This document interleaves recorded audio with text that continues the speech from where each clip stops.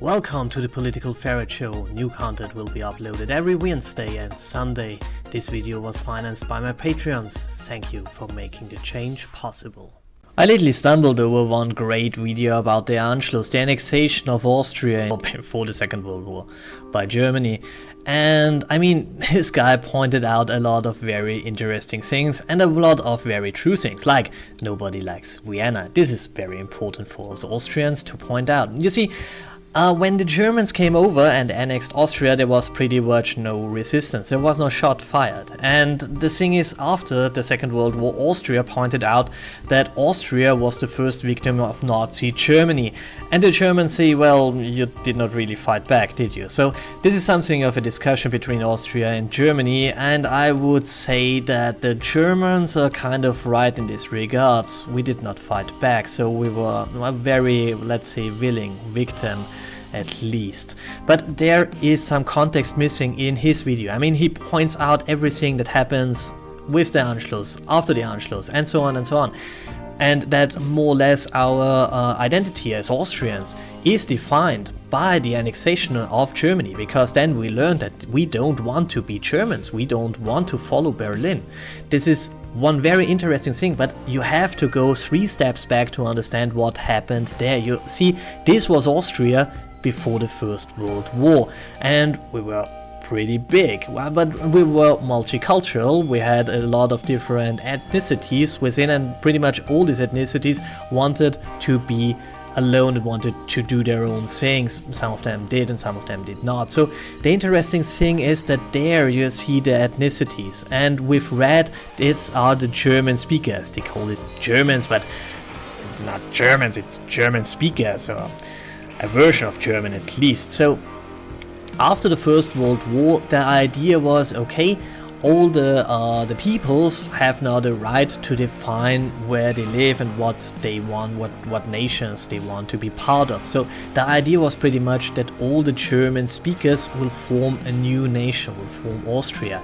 So this was the idea how Austria should have looked like after the First World War. And this is what we got. You see, pretty much all the stuff outside of what is now known as Austria was per definition Austria, but it was occupied of other powers, and in pretty much all the cases, well, we did not get some of that, which led to a situation that all the German speakers pretty much moved over to the core part of Austria. And you see, this part of Austria is very, very tiny if you compare it with Austria before that.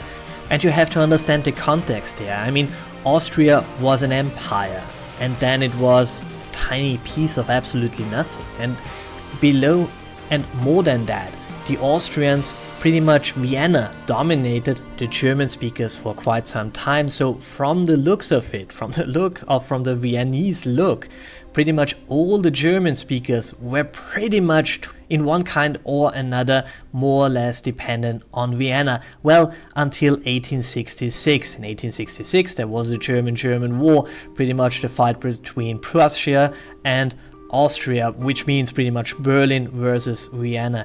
And before that, the Austrians tried to find one solution for all the German speakers, but the Prussians, who won the war, said then, no, we make a northern German empire, and what you do down there is pretty much your business, and we do not care. So we had then two German-speaking entities in Europe, Prussia and Austria.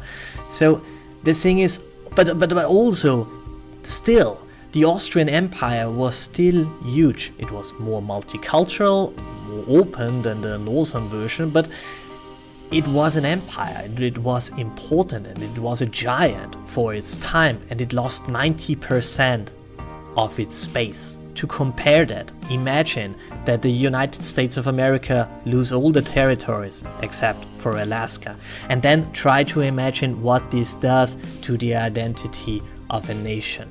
The thing is, if you can't beat them, join them is always something that people will do in such a situation. You say, okay, our time is gone, but who can we join now to be part of a bigger empire?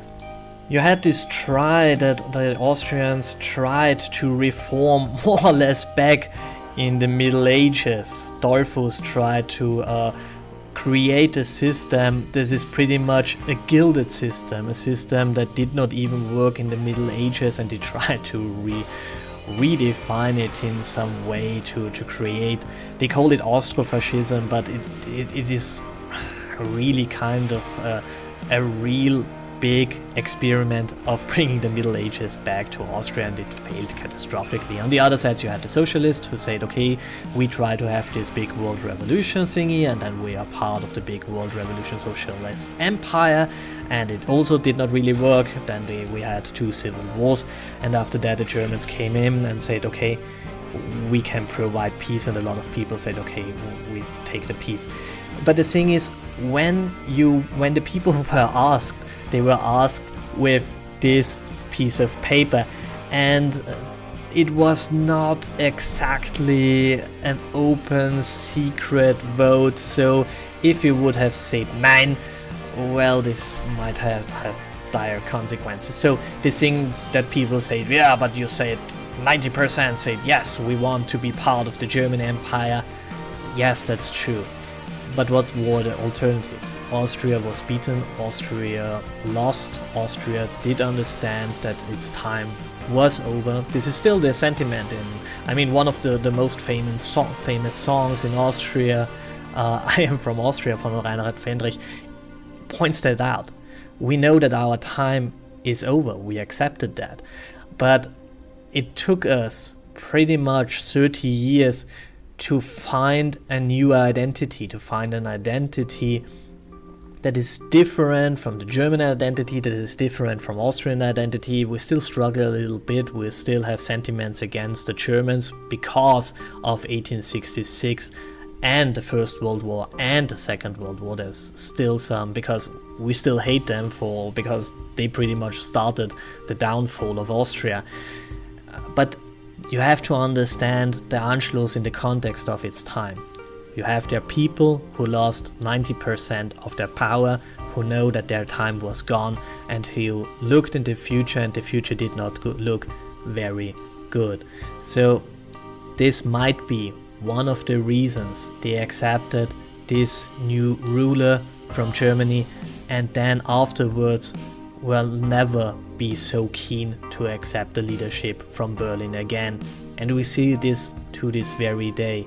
We are not very happy when Germany dictates our fate.